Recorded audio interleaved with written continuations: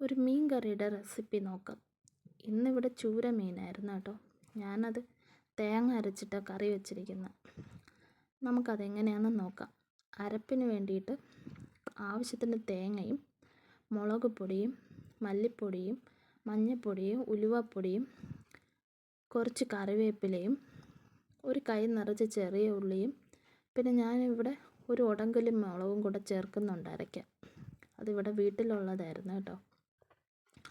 നന്നായിട്ട് അരച്ച് കുറച്ച് വെള്ളം കൂടെ ചേർത്ത് നന്നായിട്ട് അരയ്ക്കുക. അതിന് കറി വയ്ക്കാനുള്ള പാത്രത്തിൽ കുറച്ച് ആവശ്യത്തിനുള്ള വെള്ളവും ചേർത്ത് അരപ്പ് കലക്കി വയ്ക്കാം.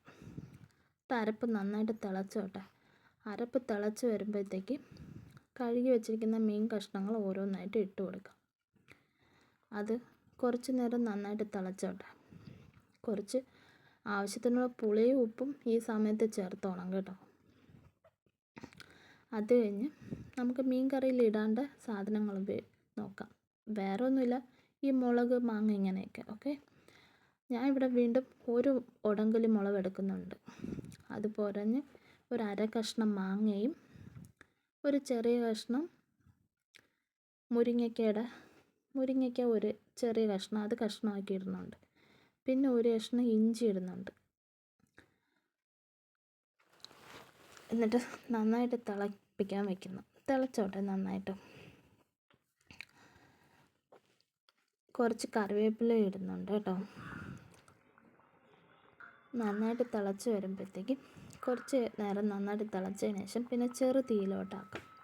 ചെറു തീയിലിരുന്ന് വേണം പിന്നെ കുറുകി വരാനായിട്ട്. ചാറ് നിങ്ങളുടെ ഓരോരുത്തരുടെ ഇഷ്ടം അനുസരിച്ച് നോക്കാം. ഞാൻ എന്തായാലും ഇവിടെ അത്യാവശ്യം കുറച്ച് കുറുക്കി എടുക്കുന്നുണ്ട്.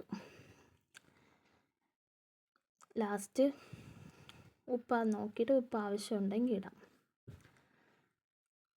എന്നിട്ട് ലാസ്റ്റ് സ്റ്റൗ ഓഫ് ചെയ്യുന്നതിന് കുറച്ച് മുന്നേ കുറച്ച് വെളിച്ചെണ്ണയും കുറച്ച് കറിവേപ്പിലയും ഇടണം.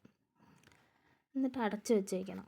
കുറച്ച് നേരം അങ്ങനെ ഇരുന്നോട്ടെ. കുറച്ച് കഴിഞ്ഞ് നമ്മൾ നോക്കുമ്പോഴത്തേക്ക് എണ്ണയൊക്കെ നന്നായിട്ട് തെളിഞ്ഞ് വരും.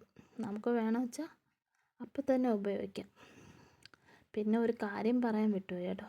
ഞാൻ ആദ്യം വച്ചിരുന്ന പാത്രം മാറ്റി വേറൊരു ചട്ടിയിലോട്ട് കറി ആക്കിയിട്ടുണ്ട്. സംഭവം എന്തെന്ന് വെച്ചാൽ കറി കഷ്ണങ്ങളൊക്കെ ഇട്ട് തുടങ്ങിയപ്പോഴത്തേക്ക് ആ ചട്ടിയിൽ നിൽക്കാതായി.